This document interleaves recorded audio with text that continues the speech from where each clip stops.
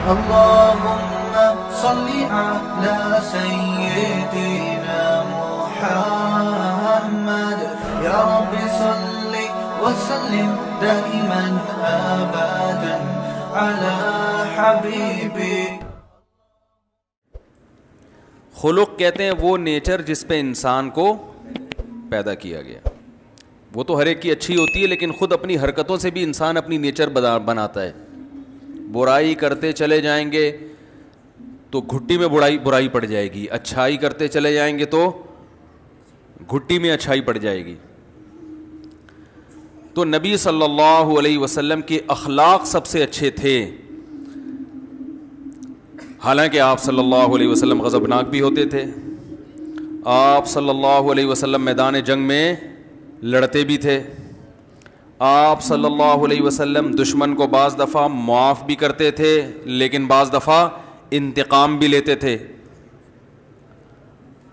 تو اس سے پتہ چلتا ہے, جو بار بار میں بات ریپیٹ کر کے سمجھا رہا ہوں, اخلاق صرف کسی سے مسکرا کے بات کرنا نہیں ہے.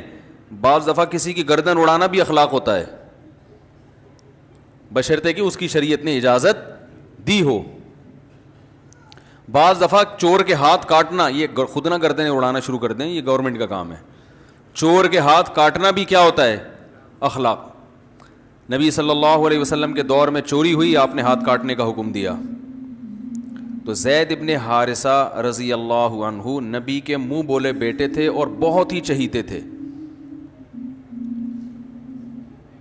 آپ نے ان کو بیٹا بنایا ہوا تھا. آج کل تو لوگ چاہتے ہیں نا اپنی اولاد دو سے زیادہ نہ ہو, تو پہلے زمانے میں اپنی بھی ہو رہی ہے, دوسروں کی اولاد کو بھی اپنا بنا لیا جاتا تھا.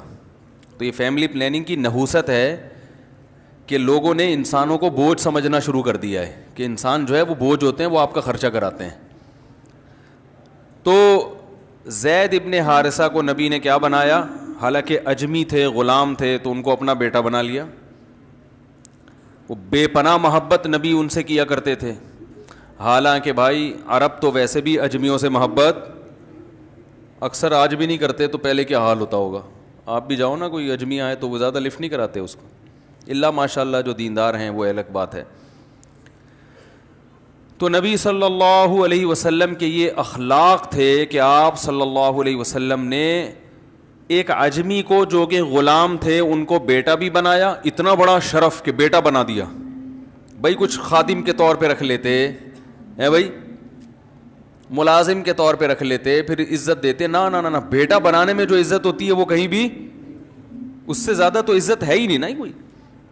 بیٹا بنایا اور ایسا اتنی محبت دی ان کو, اتنی محبت دی کہ جو ان کے والدین کو جب پتہ چلا نا کہ ہمارا بیٹا یہاں پایا جاتا ہے تو وہ لینے کے لیے آئے.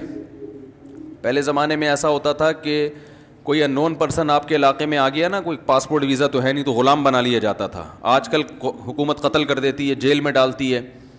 آپ اللیگل کسی ملک چلے جائیں تو حکومت کو رائٹ ہوتا ہے بھائی وہ جان سے بھی مار سکتے ہیں. تو پہلے زمانے میں جان سے مارنے کے بجائے کیا کرتے تھے, غلام بنا لو اس کو. تو اب جب والدین ان کے آئے ان کو لینے کے لیے, ان کے رشتہ دار آئے, کہ ہمیں ان کا خیال تھا رشتہ داروں کا جب زید ابن حارثہ کو پتہ چلے گا کہ اوریجنل والدین آ گئے ہیں تو وہ تو خوشی سے پاگل ہو جائیں گے, تو ہم ان کی منہ مانگی قیمت دے کے ان کو چھڑا کے لے آئیں گے.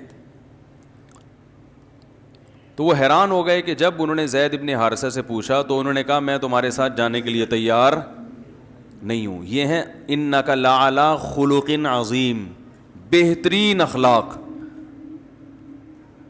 کہ وہ نبی کے پاس رہ کر ان کو نبی سے اتنی محبت ہو گئی کہ میں یہیں رہوں گا, میں واپس جانے کے لیے تیار نہیں ہوں. ایک طرف اخلاق کا یہ عالم ہے. اب رسول اللہ صلی اللہ علیہ وسلم کے دور میں چوری ہوئی تو لوگوں نے کہا بھائی سفارش کرو, یہ تو بڑے خاندان کا آدمی ہے, یہ عورت تھی کہ اس کا ہاتھ کٹ گیا تو مسئلہ ہو جائے گا, تو اب نبی سے سفارش کرے گا کون؟ کسی نے کہا بھائی حب رسول اللہ, نبی کے سب سے چہیتے تو زید ابن حارثہ ہیں, ان سے کہہ دو وہ کر دیں گے تو نبی مان جائیں گے. جیسے لاڈلا ہوتا ہے نا بچہ کوئی, بھائی لاڈلے کی بات کون رد کرتا ہے. زید ابن حارثہ نے شکایت کی کہ یا رسول اللہ لوگ کہہ رہے ہیں آپ تھوڑی رعایت کر لیں, ان کا ہاتھ نہ کاٹیں. آپ صلی اللہ علیہ وسلم غضبناک ہوئے فرمایا اللہ کی قسم اگر فاطمہ بنت محمد بھی چوری کرتی صلی اللہ علیہ وسلم لسرقتها تو میں اس کا ہاتھ بھی کاٹ ڈالتا. اور آپ نے چور کا ہاتھ کاٹنے کا حکم دیا. ایک طرف اخلاق ایسے ہیں کہ غلام آپ کے پاس رہنے کو ترجیح دے رہا ہے, اپنے والدین کو ترجیح نہیں دے رہا.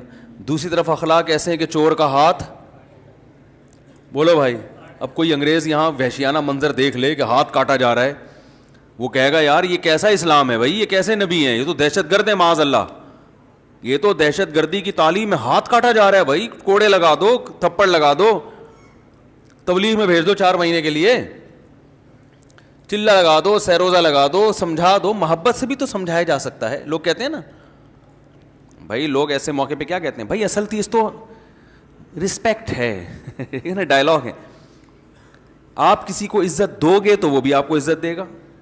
رسپیکٹ ہے, محبت ہے, محبت سے جو کام ہوتا ہے وہ سختی سے نہیں ہوتا. بھائی یہ اصول کلی نہیں ہے. عزت دو گے تو عزت ملے گی, لیکن بشرطے کے سامنے والا بھی عزت کا مطلب جانتا ہو, ورنہ عزت دو گے تو وہ ذلیل کرنے پہ آ جائے گا. بعض لوگ ہیں وہ دبا کے رکھو گے نا تمیز سے چلتے ہیں وہ, سمجھے. آپ کہہ رہے ہو یار ان کو ہمارے گھر کی باتیں کہاں سے پتہ چلتی ہیں, کہہ رہے ہو یار یہ پتہ نہیں مولوی صاحب ایسی باتیں کرتے ہیں بالکل صحیح صحیح, کہ کہاں سے کر رہے ہیں بات. بعض لوگ ایسے ہوتے ہیں ان کو جتنا دبا کے رکھو گے نا اتنا تمیز سے چلیں گے وہ. بعض ملازم ایسے ہوتے ہیں ان کو عزت دی آپ کو بیچ کے کھا جائیں گے وہ, حقیقت ہے. وہ کہیں گے ہمارے سیٹ صاحب میں بتا کتنے کا لے گا یہ. تو یہ چل رہا ہے, مارکیٹ میں چل رہا ہے. تو عزت دو عزت لو یقیناً صحیح ہے, لیکن یہ عزت بھی قابل عزت لوگوں کو کے لیے, یہ مقولہ بھی کس کے لیے ہے, جو قابل عزت ہوتے ہیں, جن کی گھٹی میں ذلت ہے, جو بائی نیچر برے ہوتے ہیں, ان کو عزت دینے سے عزت نہیں ملتی. تو رسول اللہ صلی اللہ علیہ وسلم کے ایک طرف اخلاق کہ زید ابن حارثہ جانے کے لیے تیار نہیں ہے, دوسری طرف چور کا ہاتھ تو بہرحال کاٹنا ہے. آپ کہہ سکتے ہیں بھائی یہ تو اس لیے کاٹ رہے تھے کہ اللہ کا حکم ہے, مجبور تھے, تو اللہ کے حکم کے سامنے تو کوئی کچھ نہیں کر سکتا. واقعی ایسا ہی ہے کہ اصل میں اللہ کا حکم تھا چور کا ہاتھ کاٹو, قرآن کی آیتیں ہیں. لیکن سوال یہ پیدا ہوتا ہے تو پھر کیا اللہ نے بد اخلاقی کا حکم دیا, اللہ نے دہشت گردی کا حکم دیا کہ چور کا ہاتھ کاٹو؟ اللہ ظالم ہے بھائی. نبی کے اخلاق بہت اچھے, مگر نبی کی صفات اللہ سے آگے تو نہیں ہے نا, نبی کی رحمت اللہ سے زیادہ تو نہیں ہے نا بھائی. اللہ تو سب سے زیادہ رحیم ہے. تو یہ کیا بات ہے کہ اللہ کو ترس کیوں نہیں آ رہا چور پہ کہ اس کا ہاتھ مت کاٹو؟ میں یہ اتنی ڈیٹیل میں اس لیے جا رہا ہوں کہ ہمارے ہاں بیلنس نہیں ہے. اخلاقیات کی بات ہوتی ہے تو اخلاق اخلاق اخلاق اخلاق اتنا ہو کہ وہ, اور جو بد اخلاق ہیں وہ اس طرف لڑک جاتے ہیں. اسلام کی خوبی یہ ہے کہ اس نے ہر چیز میں بیلنس رکھا ہے. نہ اتنے میٹھے بنو کہ لوگ نگل جائیں, نہ اتنے کڑوے بنو کہ لوگ تھوکنا شروع کر دیں. بیلنس, تمیز سے چلو, تمیز سے, ہوشیاری کے ساتھ, صحیح ہے نا, تمیز سے چلو. جرائم کو ایک حد تک برداشت کیا جائے گا, اس کے بعد مجرم کی معافی نہیں ہے, کیونکہ مجرم کو معاف کر دینا در حقیقت عام لوگوں کے ساتھ زیادتی ہے. پھر دیکھو بدعتی کی تعظیم سے منع کیا گیا ہے. بدعتی کی وجہ اس کی یہ کہ ایک کافر اور فاسق کی آپ تعظیم کرتے ہو, لوگوں پہ برا اثر نہیں پڑتا, لوگوں کو پتہ یہ تو کافر ہے, یہ ہدایت پہ تھوڑی ہے بھائی. لوگ اس کو تھوڑی اس سے متاثر ہوتے ہیں, سب کو پتہ ہے یہ کافر ہے, ہم اس کے دین کو فالو نہیں کرتے. بدعتی میں مسئلہ یہ ہوتا ہے کہ وہ لیبل اسلام کا لگاتا ہے, جب اس کو عزت ملے گی تو لوگ اس کو قابل عزت سمجھ کے اس کو فالو کرنا شروع کر دیتے ہیں, اس کو فالو کرنا شروع کر دیتے ہیں. اس سے نقصان کس کا ہے؟ اسلام کا. نقصان اسلام کا ہوتا ہے اس سے. بعض دفعہ شخصی فائدہ دیکھا جا رہا ہوتا ہے, ایک شخص کا فائدہ دیکھا جا رہا ہوتا ہے, لیکن اس کی وجہ سے جو امت کو نقصان ہو رہا ہے وہ ہماری نظر میں نہیں ہوتا. تو بیلنس نہیں ہے. تو آپ صلی اللہ علیہ وسلم نے حکم دیا چور کا ہاتھ کاٹا جائے. کیسی سخت سزا ہے. گورے اس پہ کہتے ہیں یار کوڑے لگا دیتے, جیل میں ڈال دیتے, ہاتھ کاٹنا ہے ساری زندگی کے لیے معذور. 10,000 روپے چوری کیے, 50,000 روپے چوری کیے, تو ہاتھ کی قیمت تو 50,000 سے زیادہ ہے نا.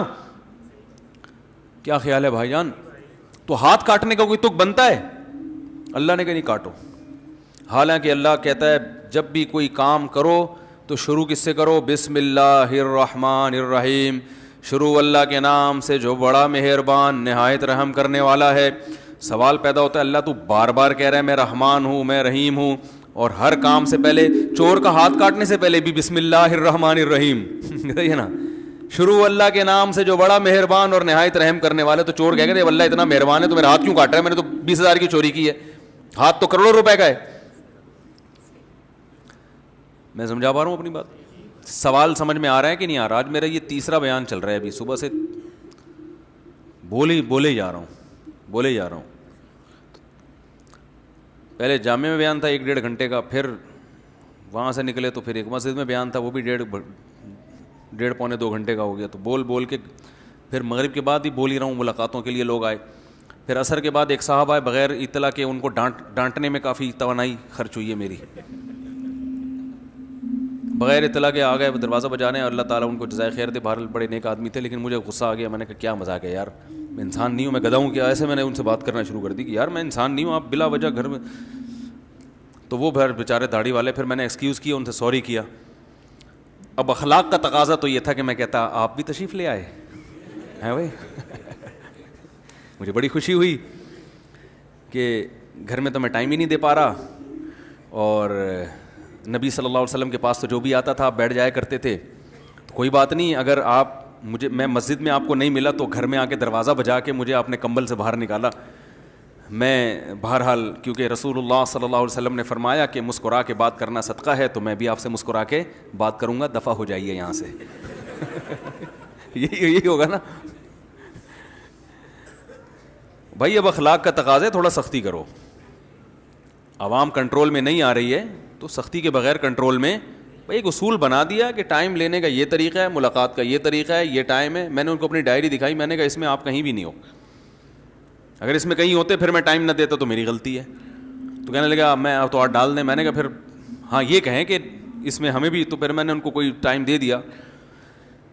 تو اب ہوتا یہ ہے کہ جس آدمی کا دنیا میں ملاقاتوں کے علاوہ کوئی بھی کام ہی نہ ہو, اس کے لیے تو یہ ٹھیک ہے, وہ جتنی ملاقاتیں کرے گا اتنا ثواب اس کو زیادہ ملے گا. بعض لوگ ہم پہ کہتے ہیں تبلیغ والے تو ہر ایک سے ملتے ہیں, آپ کیوں نہیں ملتے؟ او بھائی ان کا تو کام ہی یہی ہے ملیں, وہ تو جتنے زیادہ لوگوں سے ملیں گے اتنا فائدہ ہے ان کو. ان کا تو کام کیا کہ اپنی بات زیادہ سے زیادہ لوگوں تک پہنچانا. یہ تبلیغ کا ایک طریقہ ہے, ایک شعبہ ہے جو انہوں نے اختیار کیا. لیکن صرف یہی تو نہیں ہے نا, دین کی تبلیغ کے اور بھی تو بہت سارے طریقے ہیں. مسائل پہ تحقیق کرنا, حلال و حرام, یہ ریسرچ کرنا, یہ کس کا کام ہے؟ یہ تو علماء کا کام ہے. کتاب پڑھنے کا ٹائم ہی نہیں ملتا. اسی طرح بغیر کتاب جب انسان کچھ پڑھتا نہیں ہے نا تو آہستہ آہستہ اس کا علم کا لیول نیچے آنا شروع ہو جاتا ہے. عوام کے پاس بیٹھنے سے کبھی علم میں اضافہ نہیں ہوتا. جو لوگ سارا دن عوام سے ملاقاتیں کرتے ہیں تو ان کا علم کا لیول نیچے آتا ہے. علم آتا ہے علماء کے پاس بیٹھنے سے, عوام میں تو اس علم کو ڈیلیور کرنا ہے. تبھی جو علماء تدریس نہیں کرتے, کوئی کتاب نہیں پڑھاتے, وہ صرف عوام میں تقریریں کرتے ہیں, وہ کچھ دنوں میں بالکل ڈاؤن جانا شروع ہو جاتا ہے. ان کا جو معلومات کا لیول ہے نا وہ بالکل سطحی باتیں پہ آ جاتے ہیں وہ. تو بھائی اگر ہمیں کچھ پڑھنے کا بھی ٹائم دے دو, کچھ ریسرچ کا بھی ٹائم دے دو. پھر ہمارے گھر بھی ہیں ماشاءاللہ, بچے بھی ہیں, ان کا بھی ٹائم دے دو یار, کو تھوڑا سا تمیز سے ان کے ساتھ بھی کبھی بیٹھ جایا کریں. کھانے کا ٹائم دے دو, سونے کا ٹائم دے دو. ٹھیک. تو اب یہاں پر لوگ کہتے ہیں یار یہ کیسے غصے سے بات کرنے مل نہیں رہے. بھائی یہاں اخلاق کا تقاضا یہ ہے کہ آپ نے اپنے, یہ میں دیکھیں اپنی بات نہیں کر رہا, آپ کو بھی ایک اصول بیان کر رہا ہوں میں, یہ ہر ایک کے لیے اصول ہے کہ صبح سے شام زندگی گزارنے کے لیے آپ کے پاس کرنے کے بہت سارے کام ہوتے ہیں. سارے کام نہیں کیے جا سکتے, ترجیح دینی پڑتی ہے کون سا امپورٹنٹ ہے اور کون سا امپورٹنٹ نہیں ہے. پھر امپورٹنٹ میں کون سا موسٹ امپورٹنٹ اور کون سا کم درجے کا امپورٹنٹ ہے. نہیں یاری بات. ٹائم مینجمنٹ میں جو پڑھایا جاتا ہے نا کہ 4 قسم کے کام ہوتے ہیں. ایک وہ جو اہم بھی ہے, ارجنٹ بھی ہے. دوسرا وہ جو اہم ہے ارجنٹ نہیں ہے, تیسرا وہ جو ارجنٹ ہے اہم نہیں ہے, چوتھا وہ جو نہ ارجنٹ ہے نہ اہم ہے. بھائی بات آ رہی ہے سمجھ میں؟ بھائی چار قسم کے, جب دن بھر جتنے کام کرتے ہیں وہ چار حصوں میں ڈیوائڈ ہوتے ہیں, اہم اور ارجنٹ. اہم کا مطلب, اب اہم کی ڈیفینیشن بڑی مشکل ہے. اہم کام کون سا ہوتا ہے, یہ بڑی اہم, دیکھو آپ کسی سے پوچھو نا اہم کام کسی کہتے ہیں, بہت اہم بات ہے, آپ اس کو سمجھ میں آ جائے تو زندگی بن جائے گی انشاءاللہ. اہم کام کی ڈیفینیشن کیا ہے, آپ کسی سے پوچھیں اہم کسے کہتے ہیں, اس کو نہیں پتا ہوگا, وہ کہے گا جو بہت اہم ہو. وہ کیا کہے گا, جو ویری امپورٹنٹ. اور بھائی تو انگلش میں اہم کو امپورٹنٹ کہتے ہیں, اردو میں اہم کہتے ہیں, عربی میں اہم کہتے ہیں. تو یہ تو نیا ہوا ہے نا, ڈیفینیشن کیا کہہ رہے جو میرے لیے بہت اہم ہو. او بھائی کیا ہے تیرے لیے, کیا اہم ہے؟ کہہ رہے ہیں بھائی مختلف وقتوں میں کبھی کھانا اہم ہے, کبھی واش روم میں جانا اہم ہے. تو یاد رکھو اہم کی ڈیفینیشن یہ ہے کہ آپ کا کوئی ویژن ہوتا ہے نا, جو چیز آپ کو آپ کے ویژن کی طرف لے جانے والی ہے, ہر وہ کام جو آپ کو آپ کے ویژن کی طرف لے جانے والا ہے وہ اہم ہے, اور جو کام آپ کو آپ کے ویژن سے دور کر رہا ہے وہ غیر اہم ہے. آپ کا ویژن ہے لاہور پہنچنا, کراچی سے آپ ٹرین میں بیٹھے یا گاڑی میں بیٹھے کہاں جا رہے ہیں, ویژن کیا ہے, منزل کیا ہے, لاہور. تو پھر آپ کے لیے لاہور کا ٹکٹ کرانا ٹرین کا یا جہاز کا یا بس کا یہ اہم ہے. سمجھ میں آ رہی ہے بات؟ اور ایک آدمی جس نے جانا کوئٹہ ہے, اس کے لیے لاہور کا ٹکٹ کرانا یا آپ کے ٹکٹ میں دلچسپی لینا کہ کہاں کا, تو کہاں جا رہا ہے یا اس میں دلچسپی لینا تو نے کہاں کا ٹکٹ کرایا, کتنے کا کرایا, یہ کیا ہے, ٹائم ویسٹنگ ہے نا, غیر اہم ہے. او بھائی تو نے جدھر جانا ہے تو ادھر کی فکر کرنا, کیا کیا خیال ہے؟ تو ہر آدمی کا ایک ویژن ہوتا ہے, ایک ہدف ہوتا ہے, میں نے یہاں پہنچنا ہے. تو ہر وہ چیز جو اس کو ہدف تک پہنچانے والی ہوگی وہ کیا کہلائے گی, اہم کہلائے گی. جو اس کے ہدف سے روکنے والی ہوگی وہ غیر اہم, یا یہ ہدف تک نہ پہنچائے, روکنے والی بھی نہ ہو, وہ سب غیر اہم ہے. اور ارجنٹ کا مطلب یہ ہوتا ہے کہ بھائی ابھی نہیں ہوا تو بعد میں نہیں ہوگا, ابھی نہیں ہوا تو بعد میں, یہ میں دیسی سٹائل میں سمجھا رہا ہوں, ابھی نہیں ہوا تو بعد میں نہیں ہو سکتا. ہم یہ کہتے ہیں کہ جو کام ابھی نہیں ہوا بعد میں نہیں ہو سکتا, لہذا کر لو ابھی. تو بھائی اگر بعد میں نہیں ہوا تو کیا ہو جائے گا, یہ دیکھو کہ اہم بھی ہے یا نہیں ہے. سمجھ آ رہی ہے بات؟ بھائی جو کام ابھی نہیں ہوا, جیسے گٹکے کی دکان بند ہو جائے گی, ابھی نہیں ملا تو بند ہونے دو. یہ آپ کے لیے ارجنٹ تو ہے لیکن امپورٹنٹ, بولو لا بھائی, نہیں ہے. تو ہم ارجنسی کو دیکھ رہے ہوتے ہیں کہ یار ابھی نہیں ہوا تو بعد میں نہیں ہوگا تو بس کر لو. بھائی ابھی نہیں ہوا تو بعد میں نہیں ہوگا یہ نہ دیکھو, یہ دیکھو یہ کرنے کا کام ہے بھی کہ نہیں, امپورٹنٹ بھی ہے یا نہیں ہے.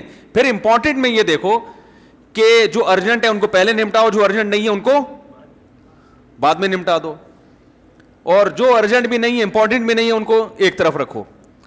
تو اب اس اصول پر پھر جو امپورٹنٹ ہے اس میں موسٹ امپورٹنٹ کون سا ہے, تو دیکھو ہمارا بھی ایک ہدف ہے, ایک ویژن ہے, ایک ہدف ہم نے بنایا ہے, بھائی یہ بھی پڑھنا ہے, یہ پڑھانا ہے, یہ اسٹوڈیو کے لیے یہ مسائل ریکارڈ کروانے. اختلافی مسائل میں نے کہا تھا ریکارڈ کرواؤں گا, ان کے مجھے ٹائم ہی نہیں مل رہا. بہت سارے اختلافی مسائل ہیں جن میں بڑا امت میں فرقواریت پھیلائی گئی ہے. میں نے کہا ایک ایک حدیث کو سامنے رکھ کر پورا حوالہ, کتاب لے کے بیٹھو, دروازہ بجا رہا ہے کوئی, جی وہ مسئلہ یہ ہے کہ جی وہ میں آپ سے بہت ضروری کام سے ملنے آیا ہوں. بھائی جان میں نہیں مل سکتا, نہیں آپ نے تو ملنا ہے. بھائی دیکھیں اب مسئلہ یہ ہوتا ہے, دوسرے علماء جتنے ہیں ان کا تو لوگوں کو پتہ ہی نہیں ہوتا وہ ہیں کہاں. میں تو رہتا ہوں بھائی یہاں پہ, تو سب کو پتہ ہے یہ ان کا گھر ہے, یہ والا ہے, پتہ نہیں, یہ تھوڑے سے کنفیوز ہوتے ہیں کہ یہ والا ہے کہ وہ والا ہے. تو وہ کنفیوژن 2-3 دن کی تحقیق میں دور ہو جاتی ہے نا ان کی, تو پھر وہ دروازہ بجا کے وہ پھر پکڑائی میں آ جاتے ہیں ہم لوگ. تو اب اصول یہ ہے کہ دیکھو اپنا بھی یہ اصول بنائیں. دیکھو میں نے ابھی سعید انور کو فون کیا ایک شادی میں دعوت کے لیے, پرسوں کی بات ہے, ہمارے ایک دوست ہیں ان کے بیٹے کا ولیمہ ہے. تو میں نے سعید انور کو فون کیا, میں نے کہا وہ سفارش کر رہے ہیں میرے ذریعے سے آپ ان کی دعوت میں آ جائیں. انہوں نے کہا میں 9 بجے کے بعد سو جاتا ہوں, زمین آسمان ادھر سو جائے میں نہیں جاتا, اللہ یہ کہ کوئی قریبی رشتہ دار ہو جس کی رشتہ داری ٹوٹنے کا خطرہ ہو. تو مجھے غصہ آنا چاہیے تھا, کیا خیال ہے, مجھے آنا چاہیے یار میں مفتی طارق مسعود آپ کو بول رہا ہوں آپ ولیمے میں آؤ یار, اور آپ بول رہے ہو میں سو جاتا ہوں. میں نے نا ایسے ویلڈن 3-4 انگوٹھے بھیج دیے.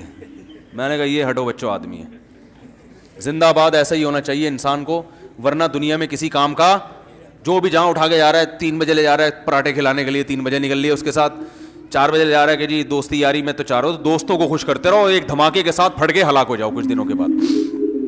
یہی ہوگا نا. اب جو 12 بجے ولیمہ کھائے گا اور کھا بھی کیا رہا ہے, نان قورمے کے ساتھ, گھی پورا جمنے والا نسوں میں. اس وقت تو دال چاول بھی کھاؤ گے تو ہضم نہیں ہوگا 12 بجے, اور آپ نان جو ہے نا میدے کا بنا ہوا نان وہ قورمے میں, یا بریانی گھی والی وہ پھر بیف کی اور اس میں چربی اور اس میں یہ ساری چیزیں 12 بجے کھا کے گھر آتے ہی سو جاؤ گے, تو وہ جو دوست ہے وہ تو خوش ہو جائے گا ماشاءاللہ ولیمے میں انہوں نے شرکت کی, جی السلام علیکم. تھوڑے دنوں میں جب ایمبولینس جو ہے نا وہ ٹینی نانا کرتے ہوئے آپ کو لے کے جا رہی ہوگی نا, تو وہ دوست کچھ بھی نہیں کرے گا آپ کے لیے. وہ یہ بھی نہیں کہے گا یار یہ میری دعوت کھانے سے اس کا یہ حشر ہوا ہے. صحیح ہے نا. تو میں نے کہا آدمی ایسے ہی ہونا چاہیے بھائی, ایک اصول بنا دیا 9 بجے کے بعد ہم کہیں نہیں جاتے. انہوں نے کہا میں نہیں جاتا 9 بجے کے بعد, الا یہ کہ رشتہ داری تو پھر ایک الگ چیز ہے, کوئی قریبی بہت ہی رشتہ ہو جو رشتہ داری ٹوٹنے کا خطرہ ہو پھر ایک الگ بات ہے, نہیں جاتے.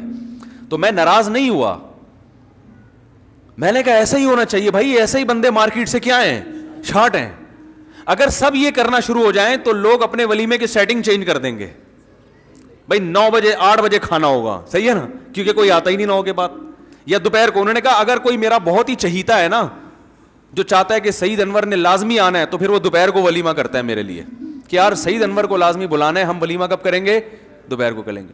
میں نے کہا یار یہ ہٹو بچوں ہو گیا استاد. لیکن مصیبت ہمارے ساتھ یہی ہے کہ ہم اخلاق کے مارے ہوئے ہیں نا.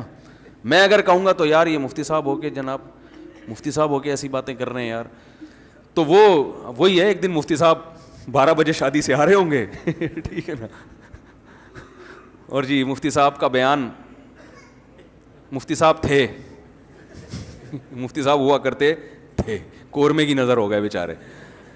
تو آدمی کو ان چیزوں میں مضبوط ہونا پڑتا ہے, مضبوط. وجہ اس کی یہ کہ آپ نے پہلے یہ دیکھنا ہے, دیکھو تبلیغ میرا بھی ویژن ہے کہ دین پوری دنیا میں غالب ہو جائے, لیکن میرا جو طریقہ ہوگا وہ ایک دوسرے کا طریقہ الگ ہوگا, میرا الگ ہوگا, کسی اور کا الگ. ہر آدمی کا الگ طریقہ ہوتا ہے. کسی کا طریقہ یہ کہ اس نے لوگوں سے مل کے سب کو سمجھانا ہے, تو اس کے لیے تو جتنی وہ تو چاہیے کہ جو نہیں ملاقات کر رہا اس کے گھر پہ جا کے نکالے, بھائی جان کیوں نہیں ملاقات کر رہے آپ, اور وہ بالکل ٹھیک ہے ان کے لیے. لیکن جس کا کام علمی بھی ہو, اس نے ریسرچ بھی کرنی ہو, تحقیق بھی کرنی ہو, اس کے بیانات کا سیٹ اپ بھی ہو, بچے بھی پالنے ہو, گھر بھی چلانا ہو, اور لوفری بھی کرنی ہو, جائز لوفری جو ہے نا, اس کو مضبوط ہونا پڑے گا, اس کو غصہ بھی کرنا پڑے گا. بھائی جان جو ٹائم بتا دیا آؤ, نہیں تو پتلی گلی سے نکل جاؤ. اب آپ جا کے میرے خلاف کلپ بناؤ, یہ بد اخلاق ہے, وہ کلپ میں افورڈ کر لوں گا, لیکن میں لوگوں کی لائن اپنے گھر کے باہر برداشت نہیں کر پاتا. میں تو ایک دفعہ کئی سال پہلے بیمار ہو گیا تھا, اور اپنی حماقت سے بیمار ہوا تھا. تو کئی سالوں کے بعد نا, میرا خیال ہے 25-30 سال کے بعد مجھے کوئی بخار ہوا ہوگا. اللہ نے الحمدللہ مجھے اس سے, بچپن میں ڈاکٹر اچھا مل گیا تھا, وہ اینٹی بایوٹک نکلاتے تھے, تو ریزسٹنٹ پاور بڑھ گئی تھی نا, بخار نہیں ہوتا تھا, بڑی بڑی بیماریاں آتی ہیں لوگوں, مجھے نہیں الحمدللہ ہوتا. تو وہ ہو گیا, تو میں بیمار پڑ گیا. میں نے لوگوں سے بتایا, کسی کو بتانا نہیں کہ میری طبیعت خراب ہے, کیونکہ پھر جو لوگ محبت میں آتے ہیں نا عیادت کے لیے, بیٹھے رہیں گے, ابے جاؤ نا, جا کے کام کرو یار اپنا, یار بھائی جاؤ یار, کیوں دروازے بجا بجا کے خیریت پوچھ رہے ہو. جو بہت ہی قریبی, جس سے انسان بے تکلف ہوتا ہے, خوب اچھی گپ شپ ہو, ابے تبے سے بات کرتا ہے, وہ تو ٹھیک ہے, آئے بیٹھے گپ شپ لگائے. ہر آدمی ادھر سے بھی فون, ادھر سے بھی فون, ادھر سے بھی فون.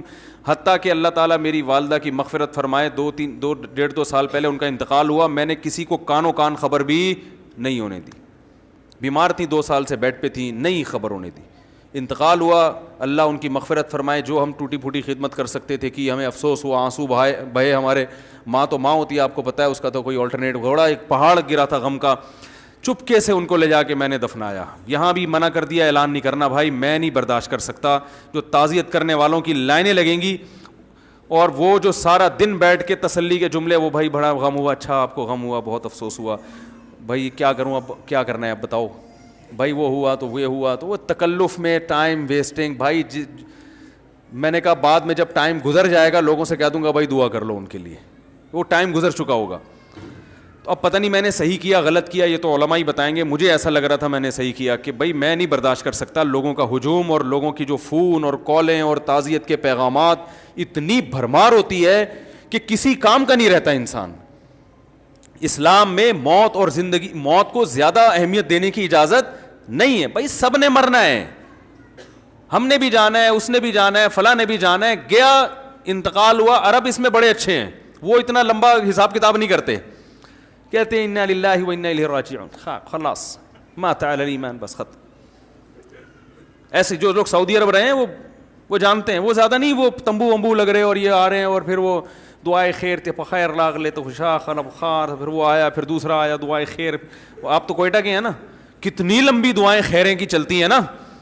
جو جس کو تعزیت کے لیے آتے ہیں نا, وہ بیچارہ سارا دن ہاتھ اٹھا کے پھر گراتا ہے, پھر دوسرا آیا ہاتھ اٹھا, دعائے خیر دخال واللہ خوش جوڑ توڑو خال بس, پھر نیچے, پھر دوسرا آیا دعائے خیر ہو گئے, چلو بھائی دعائے خیر کرو یار, تم بھی دعا کر لو یار. پھر نیچے, پھر ایک بندہ آیا, ماموں آئے ملنے کے لیے, چلو دعائے خیر. 3 دن تک وہ ہاتھ اٹھانا گرانا, پھر وہ اخلاص سے دعا ہوتی نہیں.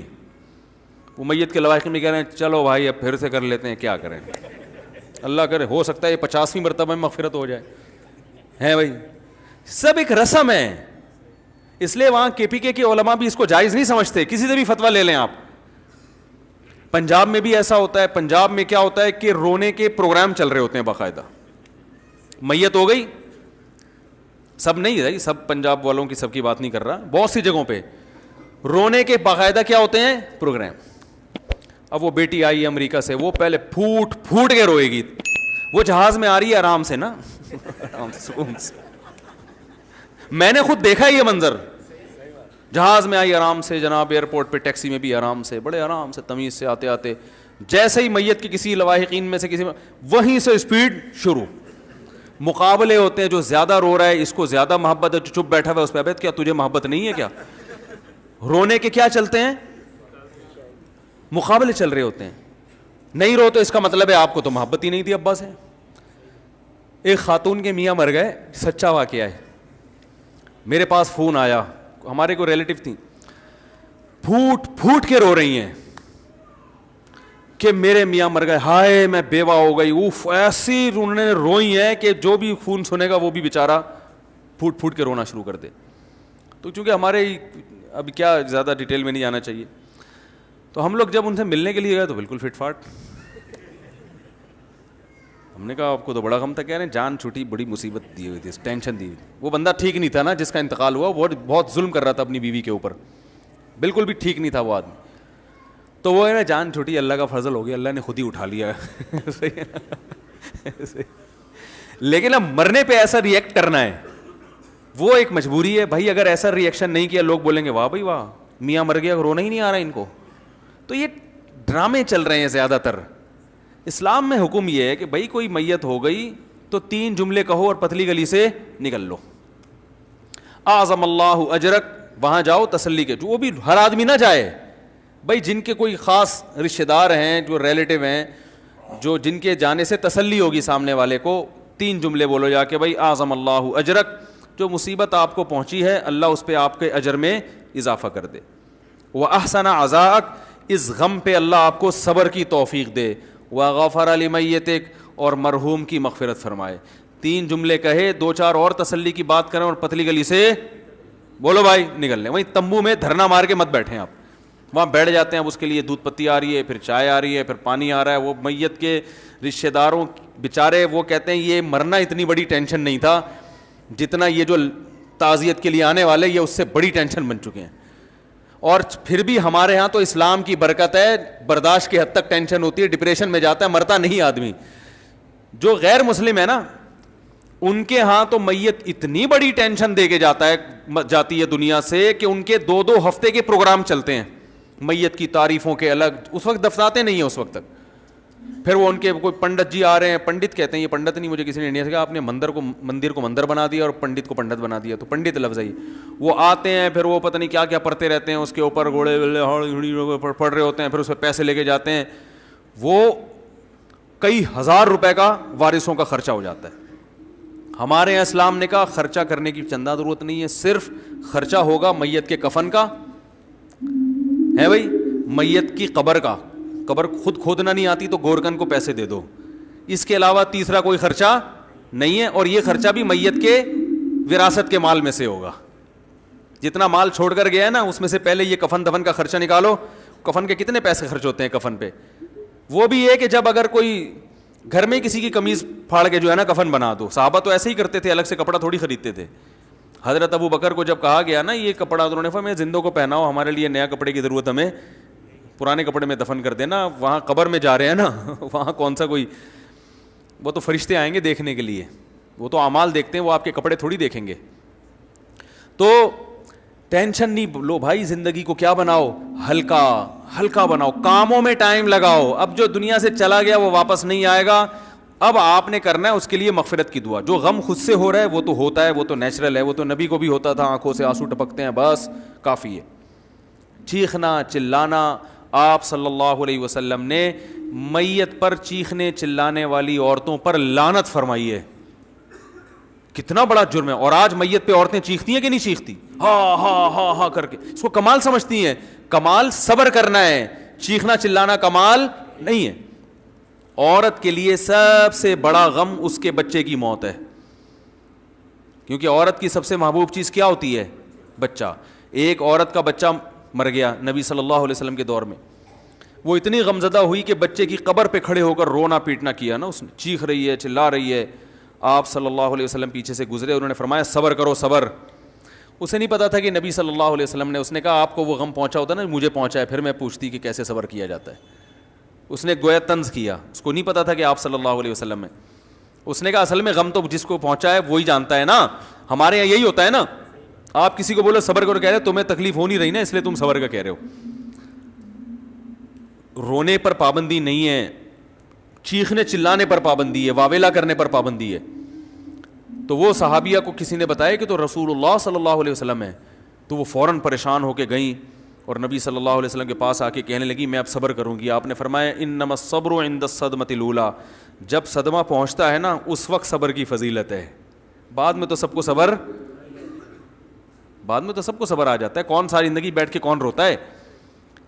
تو کہاں سے کہاں بات چلی گئی بھائی, بات کیا شروع ہوئی تھی یار, کدھر تو بات یہ ہو رہی تھی کہ بھائی ہر چیز کا ایک طریقہ ہوتا ہے. اب وہ سعید انور کا میں واقعہ بتا رہا تھا. اب بظاہر تو وہ بد اخلاقی ہے نا کہ میں 9 بجے کے بعد نہیں آؤں گا, لیکن یہ اخلاق ہیں. اخلاق میں سب سے پہلے اپنے آپ کے ساتھ اچھا سلوک کرو نا بھائی. دوستوں کے چکر میں اپنا بیڑا غرق کیا ہوا ہے, اپنی نہ نیند ہو رہی ہے نہ کھانا ہو رہا ہے ڈھنگ سے, نہ ٹائم. جو رات کو دیر سے سوئے گا وہ تہجد کے لیے اٹھے گا, وہ تو فجر کے لیے اٹھنا مشکل. جو 1-1 2-2 بجے تک شادیوں سے آتے ہیں, تو آپ کیا سمجھتے ہیں فجر پڑھ لیتے ہوں گے؟ بہت مشکل ہے فجر کے لیے اٹھنا ایسی صورت میں, اور تہجد کہاں پڑے گا وہ آدمی. تو ہمارے نبی صلی اللہ علیہ وسلم, لوگ کہتے ہیں بھائی نبی دعوت نہیں ٹھکرایا کرتے تھے, تو نبی تو تہجد بھی نہیں چھوڑتے تھے. آپ کو دعوت نہ ٹھکرانے والی حدیث یاد ہے, تہجد والی یاد ہے بھائی؟ آپ دعوت قبول کر کے 3 بجے جب رات کو گھر پہ آؤ گے تو تہجد کی سنت زندہ کرو گے؟ نہیں ہوگی سنت. اس لیے اس معاملے میں بھائی پوری قوم کو چینج کرنے کی ضرورت ہے. اعلان کر دیں. ہمارے ایک دوست کا ایک واقعہ بتاتا ہوں, بس پھر اصل موضوع کی طرف آ کے بات سمیٹتا ہوں. ہمارے ایک دوست ہیں, اللہ ان کی عمر میں بہت برکت دے, مجھے بھی بہت کچھ ان سے سیکھنے کو ملا. انہوں نے اپنی شادی میں اعلان کیا کہ کھانا 9 بجے اسٹارٹ ہو جائے گا. کھانا 9 بجے, یہ سیکھیں, یہ چیز سیکھنے کی ہے. کھانا 9 بجے اسٹارٹ ہو جائے گا, ایسی کی تیسی. لوگوں نے کہا اب سب لکھتے ہیں, کارڈ پہ لکھا ہوگا تو 12 بجے نا. اب ان کی شادی ہے, دلہن بیوٹی پارلر گئی ہوئی ہے, وہ تو 9:30 بجے تو وہ بیوٹی پارلر جاتی ہے.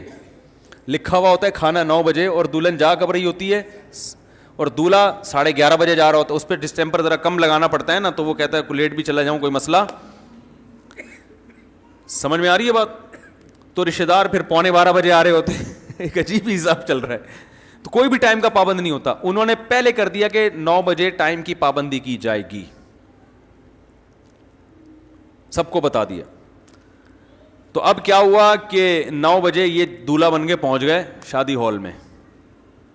ویٹر سے کہا کھانا لگا دو. وہ کہہ رہا کوئی بندہ ہی نہیں ہے تو کہاں سے لگا دوں کھانا. انہوں نے کہا بھائی ہم ٹائم کے پابند ہیں, جس نے آنا ہے نہیں آنا نہیں آئے, کھانا لگ جائے گا, ہم کھا کے چلے جائیں گے. دلہن بھی مارکیٹ سے شارٹ ہے, کمال کی بات یہ ہے. دلہن کیا ہے, وہ بھی نہیں ہے. انہوں نے کہا بھائی ہماری ہیڈک نہیں ہے. ابھی سے عادت, دلہن کو بھی تو عادت ڈالو نا ٹائم کی پابندی کی. بھائی 9 بجے کھانا اسٹارٹ ہو جائے گا. میں یہ نہیں کہہ رہا کہ گھر کو آفس بنا دیں آپ. اب پتہ چلا جا کے پھڈے بیگم 7:03 پہ کھانا چاہیے مجھے, 3 منٹ پہ 4 منٹ ہو گئے وہ تیش میں آ گئے. وہ یہ گھر میں تو تھوڑا لچک کے ساتھ ہی چلنا پڑتا ہے, اس کے بھی کچھ اصول ہے, ضابطے ہیں, وہ ایک الگ ٹاپک ہے کہ گھر میں اصول کیا ہونا چاہیے. اس میں بھی اتنی بے اصولی نہیں ہے کہ کچھ پتہ ہی نہیں ہے کہ کب کھانا ہونا چاہیے کب سونا ہونا چاہیے, لیکن ایک اس میں وہ بہرحال وہ فوج والا اصول گھر میں نہیں چلتا. اب انہوں نے کیا کیا, 9 بجے کھانا ویٹروں کو بولا لگا دو ایسی کی تیسی. انہوں نے بھائی نہیں یار کوئی بھی نہیں آئے گا. انہوں نے کھانا ضائع ہو جائے گا, ٹھنڈا ہو جائے گا. بھائی ہونے دو. کھانے میں ایسی کشش ہے نا, اس کی خوشبو دلہن کو بیوٹی پارلر میں پہنچ گئی, اس کی خوشبو سالوں کو پہنچ گئی ان کے گھر میں, حالانکہ وہ 20 کلومیٹر دور تھے. کھانا جب اسٹارٹ ہوتا ہے نا تو خبر جنگل میں آگ کی طرح پھیلتی ہے. 9 بجے کھانا اسٹارٹ ہوا, 9:30 بجے پوری پبلک موجود تھی. کھانا ایسی چیز ہے آدمی کمپرومائز نہیں کرتا. بھائی پہنچو یار ایسی کی تیسی. خواتین بھاگ گئیں, ساڑیاں کو چھوڑو, جو شلوار قمیض اور سادہ پجامہ ہے وہ پہن کے بھاگو. کھانا کون چھوڑتا ہے یار. اب سجنے کے چکر میں کھانا ہی بعد میں آ کے کسی اور تقریب میں نمائش کر دیں گے. ابھی کیا کس کو فوکس کرو, کھانا, کیونکہ اب یہ ڈر ہوتا ہے نا نکل جائے گا. بھائی آپ نے لوگوں کو دیکھا پلیٹوں میں کتنا بھرتے ہیں کھانا, حالانکہ ان کو پتا ہوتا ہم کھا نہیں سکتے, لیکن وہ اس لیے بھر رہے ہوتے ہیں کہ یہ جو موٹے اچھے پیس ہیں یہ نکل نہ جائے کہیں ہاتھ سے. یہ ہوس ہے, پتہ ہے نہیں کھا سکتے اتنا, لیکن یار چلو بچ جائے گا نا, ایسا نہ ہو کہ ختم ہو جائے بعد میں جائے ملے نہیں, یا جو لیگ پیس ہے وہ کوئی اور اٹھا کے لے جائے, اور چیسٹ والا ہم کھاتے نہیں ہیں کوئی بھی, یا چیسٹ پیس کوئی لے جائے ہم لیگ نہیں کھاتے, تو کچھ بھی ہو سکتا ہے. تو وہ کہتے ہیں 9 بجے کا مطلب ہم نے اسٹارٹ کر دیا اور 9:30 بجے تک پبلک سب پہنچ چکے تھے بھائی, اور کھانا کھا رہے ہیں, وجہ سے انجوائے کر رہے ہیں. ہاں بھائی اور بھائی خیر یہ سب سیٹ ہے. اس کے بعد سب کو پتہ چل گیا کہ ان کے 9 بجے کا مطلب 9 بجے ہی ہوتا ہے. مجھے اس پر اکثر ایک لطیفہ یاد آتا ہے, کئی دفعہ سنا چکا ہوں, لیکن نئے لوگ بھی آتے ہیں نا. ایک آدمی نے کسی کو دعوت دی, یار کبھی ہمارے غریب خانے میں بھی دال روٹی کھا لیا کرو. تو اکثر لوگ کیسے کہتے ہیں نا ہماری بھی دال, مطلب تو یہ ہوتا ہے جب گھر میں آؤ گے تو اچھا کھلائیں گے نا بھائی, قورمہ کھلائیں گے, بریانی کھلائیں گے, کوئی اچھی چیز کھلائیں گے. لیکن تواضع میں لوگ کہتے ہیں غریب خانے میں دال, کبھی ہماری بھی دال روٹی کھا لیا کرو یار. تو اس چکر میں چلا گیا, یار بھائی دال روٹی کہہ رہا ہے لیکن کھلائے گا تو قورمہ بریانی. چلا گیا وہاں جا کے دیکھا دال روٹی رکھی ہوئی ہے. تو اتنے میں نا کتا زیادہ بھونک رہا تھا, تو جو میزبان نے کتے سے کہا چپ ہو جا ورنہ تیری ٹانگیں توڑ دوں گا. تو یہ کتے سے کہتا ہے یہ ٹانگیں واقعی توڑے گا تیری. یہ جو بات کہتا ہے اس کا مطلب وہی ہوتا ہے. ہم جب کہتے ہیں ٹانگیں توڑ دے گا تو ایک دھمکی ہوتی ہے نا, ورنہ ٹانگیں کون توڑتا ہے کسی, کہہ رہے چپ ہو جا ورنہ یہ واقعی ٹانگیں توڑے گا. اس کے ہاں مجاز نہیں ہے, حقیقت ہے. سمجھ رہے ہو. تو ہمارے ہاں جب بھی کوئی لفظ بولا جاتا ہے اس کا حقیقی مطلب تو کبھی بھی لیا جاتا ہی نہیں ہے. سب کا 10 بجے ملاقات کا مطلب یہ ہے کہ 12 بجے ہے. میں ولیموں میں کیوں نہیں جا رہا بیان کرنے کے لیے, ایک بڑی وجہ یہ بھی ہے, کئی بار کا تجربہ ہے. میں نے ان سے کہا یار ایک ٹائم دو, اس ٹائم پہ میں بیان شروع کر دوں گا. انہوں نے کہا ٹھیک ہے 10 بجے. میں نے کہا مجھے پتا ہے 10 بجے کا کہہ رہے ہو, بیان 11 بجے ہوگا, تو 11 بجے ہی میں ڈائری میں نوٹ کر لیتا ہوں. سمجھ رہے ہیں نا. نہیں آپ 10:30 کا چلیں کر لیں, چلیں 11:15 کر لیں. میں نے کہا مجھے پتا ہے لوگ نہیں آئیں گے, آپ لوگوں کو جو مرضی کہیں, میں اپنی نوٹ جو کر رہا ہوں 11 بجے پہنچا ہوں, تو 11 بجے بھی لوگ نہیں ہیں. گھر بیٹھے میں یار صوفے پہ چڑھ کے اصول میں انتظار کر رہے ہیں. تو بیان آدھے گھنٹے کا ہوگا, ٹائم اس میں 1.5-2 گھنٹے کا صرف ہوگا. تو یہ بڑی قوم میں دیکھو, جاپان میں ہم ازبکستان میں تھے, ٹرین کا ٹائم تاشقند میں ٹرین کا ٹائم تھا 7:28, صبح 7:30 بھی نہیں, 25 بھی نہیں, 7:15. ہمارے یہاں تو 7:45 اس طرح چل رہا ہوتا ہے نا, بلکہ 7:45 بھی نہیں, 6 بجے ٹرین کا ٹائم ہے صبح. تو 6 بجے میں ہم 8-10 گھنٹے احتیاطاً, وہ میں نے لطیفہ سنایا تھا نا جمعے کو, وہ 50-50 آیا کرتا تھا, تو اس میں ٹرینوں کے سسٹم دکھایا گیا نا, ڈرامہ آتا تھا پرانے زمانے میں مزاحیہ. تو ٹرینوں کی ناقص صورتحال اس میں دکھائی گئی کہ لاہور سے کچھ بچے ٹرین میں سوار ہوئے کراچی جانے کے لیے. پہلے تو ٹرینیں بہت لیٹ ہوتی تھیں, تو بچوں نے پینٹیں پہنی ہوئی ہیں, ان کا انٹرویو لیا گیا, کہاں جا رہے ہو جی؟ اسکول کی چھٹیاں گزارنے, ہم کراچی جا رہے ہیں. بڑی خوشی ہوئی. جب وہ کراچی پہنچے ہیں نا تو بچے بڑے ہو چکے تھے, ان کی پینٹیں چڈیاں بن چکی تھیں, بوڑھے جوان بوڑھے ہو چکے تھے, یعنی کافی زندگی ان کی ٹرین میں گزر گئی کراچی پہنچتے پہنچتے, وہ بالکل صحیح نقشہ کھینچا. اور پھر اس میں دکھایا کہ ایک بوڑھا ہے, جو جوان ہے نا بوڑھا ہو گیا تھا, وہ انتظار میں کہ کراچی کب آئے گا, بوڑھا ہو گیا. لیکن بیچارے کو جب پتہ چلا کراچی آئے تو اس نے کھڑکی سے ہاتھ باہر نکالا, کراچی آ گیا؟ ہاں جی. ایک اور مر گیا. یعنی اس کی زندگی پوری ہو چکی. یہ ٹائم کی پابندی کا حال ہے ہمارے یہاں. بیٹھ جاؤ تو چلتی نہیں ہے, چل رہی ہے تو پھر وہ پتہ نہیں کب کہاں رک جائے. ٹھیک ہے نا, کیوں رکی ہے بھائی, کیا کر, کیوں رکی ہے یہاں پہ, کوئی وجہ تو بتاؤ. تو انجن آ رہا ہے, انجن جا رہا ہے, فیصل آباد سے انجن آ رہا ہے, خالوان سے انجن آ رہا ہے, پتہ ہی نہیں کیا ہو رہا ہے, کون آ رہا ہے, کون جا رہا ہے. بیٹھ گئے, اللہ توکل پہ پہنچ جاؤ گے آپ, کہ کسی بھی دن پہنچ سکتے ہو بس آپ. ٹھیک ہے نا. تو یہ تو ہم سب کا المیہ ہے, ٹائم کی پابندی نہ کرنا. اس میں انسان ہے, اونچ نیچ ہو جاتی ہے, لیکن ایک حد ہونی چاہیے نا. تو کہاں سے کہاں, تو میں یہ کہہ رہا تھا کہ اب وہ اخلاق سے کام لیتے کہ 9 بجے ہے تو ایکچولی لوگوں کو بھاگنے میں ٹینشن ہوگی, 9 بجے میں اگر پبلک آئی تو کوئی کسی کو کھڈے میں نہ گر جائے, کوئی گٹر کے ڈھکن کہیں کھلا ہوا ہو وہ گر گیا. تو نبی نے تو اخلاق سکھائے ہیں, برداشت سکھائی ہے, تو ساری زندگی اخلاق اور برداشت میں ہی گزرتی. کوئی کام ان کا ٹائم پہ نہ ہوتا, اور آج ان سے بڑے بڑے کام لے رہے, ایک بھی کام نہ کرتے. وہ سوتے ہی رات کو 3 بجے آ کے, جب رات کو 3 بجے سو گئے تو پھر فجر کے لیے اٹھنا, مجھے فجر کے بعد پھر غریبی لگانی پڑے گی آپ کو, پھر 10 بجے اٹھو گے, پھر 10 بجے اٹھ کے تو آدھا دن تو ویسے ہی خراب ہو گیا. کام کا ٹائم تو صبح کا ہوتا ہے.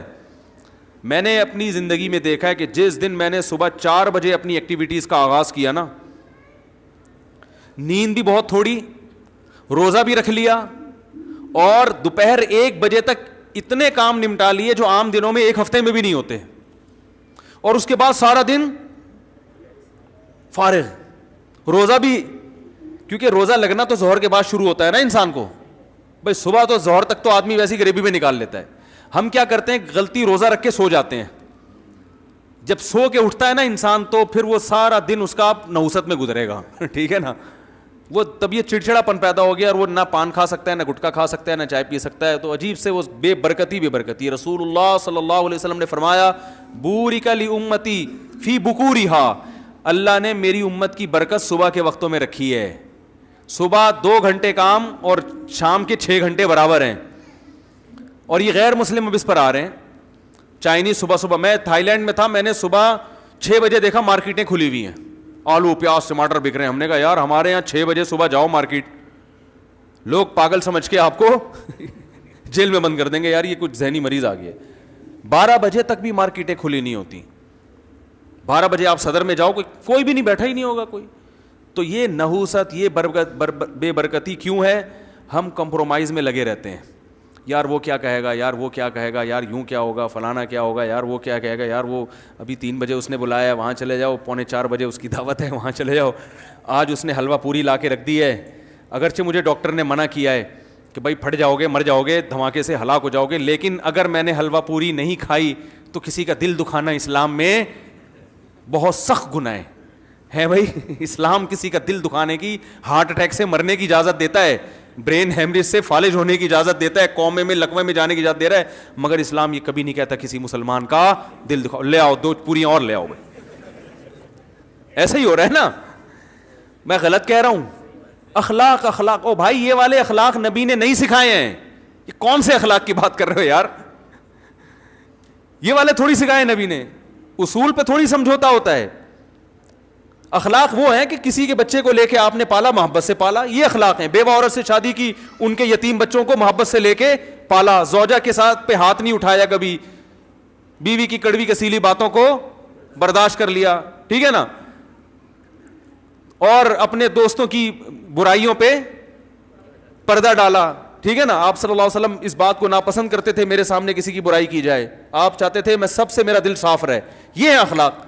ہم نے اخلاق کا مطلب یہ لیا کہ جو منہ میں جو ٹھونس رہا ہے کھا لو, جو جس ٹائم پہ بلا رہا ہے مل لو, جو جب ملاقات کے لیے آ رہا ہے بیٹھ جاؤ, چاہے دوسرے اہم کاموں کی ایسی کی تیسی ہو جائے. یہ جو لڑکے پڑھتے نہیں ہیں نا, ان کی ایک بڑی وجہ اخلاق بھی ہے. دوست احباب ہے, کبھی کوئی گٹر کے ڈھکن پہ لے کے بیٹھا ہوا ہے, اس کو کبھی کوئی اسنوکر کلب لے کے جا رہا ہے, وہ کہہ رہا ہے بھائی میں نے پڑھنا ہے, میرا MBBS میں میرے ابا نے اتنی مشکل سے میرا ایڈمیشن کروایا, مجھے پڑھنے دو. یار دوستی بھی کوئی چیز ہوتی ہے, تو پھر لگا لو دوستی, بیٹھ جاؤ اس کے ساتھ. کبھی کہیں چلے گئے, کبھی کہیں چلے گئے, کبھی گٹر کے ڈھکن پہ بیٹھ گئے, اور کبھی جناب اسنوکر کلب چلے گئے. تو ڈاکٹر بنے گا. ہمارے محلے میں ایک ڈاکٹر تھے, چائلڈ اسپیشلسٹ. اب اتنی پرانی بات ہو گئی, ان کو نہیں پتہ چلے گا کہ میں ان کی بات کر رہا ہوں, کسی کو بھی پتہ نہیں چلے گا. وہ بچوں کا علاج کراتے تھے, ان کو علاج میں کوئی مزہ نہیں تھا. تو مجھے کسی نے ان کے بارے میں بتایا کہ یہ پڑھتے تو تھے ہی نہیں, تو یہ علاج کہاں سے کریں گے.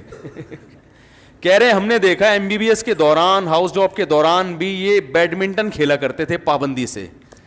ان کو بیڈمنٹن کا شوق تھا, تو یہ بیڈمنٹن کے ٹورنامنٹ میں زیادہ دلچسپی لیتے تھے, اور کسی طرح امتحان گزارا چلا کے پاس کر دیتے. دوستی یاریاں بہت تھیں, تو اس لیے دوستیوں یاریوں میں یہ بیڈمنٹن کو زیادہ فوکس کیا, لہذا اب ان کو آتا واتا کچھ بھی نہیں ہے. اور پھر بھی پڑھنے کا ذوق نہیں ہے کہ چلو اس وقت نہیں پڑھا تو اب پڑھ لو, تو کبھی کوئی ہاتھ میں ان کی کتاب نہیں دیکھی ہم نے, اس وقت بھی ان کے وہی شوق. تو یہ میں بھی لوفری کو جائز کہتا ہوں, مگر ایک حد تک نا لمیٹڈ ہونی چاہیے نا, یہ بھائی لمٹ ہونی چاہیے نا اس کی. یہ تھوڑی کہ چٹنی زیادہ ہے اور کھانا کم ہے, چٹنی تو کھانے کو ٹیسٹ کے لیے ہوتی ہے. تو اب کیا ہے کہ ہمارے حضرت جب ہم طالب علم تھے نا, ہم جب پڑھا کرتے تھے, تو ہمارے شیخ حضرت مفتی رشید احمد صاحب رحمہ اللہ نے دوستیوں پہ پابندی لگائی ہوئی تھی ہم پہ. ہمارے اساتذہ نے بھی کسی سے دوستی لگانے کی اجازت, بولو بھائی, نہیں. ہم کالج سے آئے تھے نئے, ہم نے کہا یار یہ تو نبی کے اخلاق نہیں ہے. اسلام تو کہتا ہے دوستی ہونی چاہیے, تعلقات ہونے چاہیے. یہ کہہ رہے ہیں کہ دوستی پر کیا ہے, بولو نا, پابندی. اور فرماتے تھے کہ نہ کسی سے دشمنی کرو نہ کسی سے دوستی. تو بھائی کیسے ملے بھائی, فرمایا کوئی بندہ آتا ہے ملنے کے لیے, السلام علیکم, وعلیکم السلام, بھائی خیریت, چائے وائے کھانا پینا, اچھا نہیں, چلو ٹھیک ہے, بس وہاں بیٹھے ہیں آپ کے, ہم پڑھ رہے ہیں اپنا آرام سے. اس سے زیادہ فری ہونے کی کسی سے اجازت, وجہ اس کی بھائی آپ پڑھنے کے لیے آئے ہو. دوستیاں لگانے میں نقصان کیا ہے کہ جب دوستی ہوگی تو نبھانی بھی پڑے گی. پھر کبھی وہ کہہ رہے دہی لے آؤ, کبھی کہہ رہے دودھ لے آؤ, کبھی کہہ رہے آج چلو فلاں جگہ چل کے چائے پیتے ہیں. تو جس کام کے لیے یہاں آئے ہو, تمہارے باپ نے تمہیں یہاں داخل کیا ہے, وہ دوستیوں کے لیے داخل, بولو بھائی, نہیں کیا. دوستیوں پر بھی پابندی. اور یہی ہمارے جتنے بڑے بڑے علامے دنیا میں گزرے ہیں, یہ دوستیوں سے اپنے آپ کو بچاتے تھے. سمجھ میں آ رہی ہے بات. وہ دوست جو ٹائم ویسٹ کرے. ہاں بعض دوستیاں آپ کے کام میں معاون اور معاونت کا ذریعہ بنتی ہیں, مدد کا ذریعہ بنتی ہیں, وہ ترقی کا ذریعہ بنتی ہیں, وہ تو ٹھیک ہیں. لیکن آج کل ایسے دوست مارکیٹ میں زیادہ تر تو ٹائم ویسٹ کرنے والے ہوتے ہیں, آپ کو آپ کے ویژن تک پہنچنے نہیں دیں گے. وہ دوستی جو آپ کی ترقی کا ذریعہ بنے, اس کا ویژن بھی وہی ہو جو آپ کا ویژن ہے, وہ دوستی تو اچھی چیز ہے. اس کے علاوہ رشتہ داروں کے ساتھ تو انسان بنا کے رکھے. دوستوں کو زیادہ, معذرت آپ لوگ کے بھی ایک دو دوست بیٹھے ہوئے ہوں گے سب کے ایک دوسرے کے, تو زیادہ فری کرانے کی ضرورت نہیں. ہاں میں نے بتایا وہ دوستی جو دین میں معاونت بنے.